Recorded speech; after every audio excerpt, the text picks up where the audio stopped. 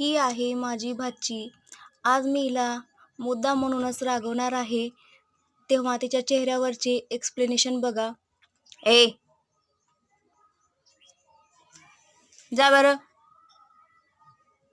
हा, काय करायलीस तू इथं? हा, चेहरा बघा कशी बसलेली आहे ती आणि डोळे वगैरे कशी करतीये.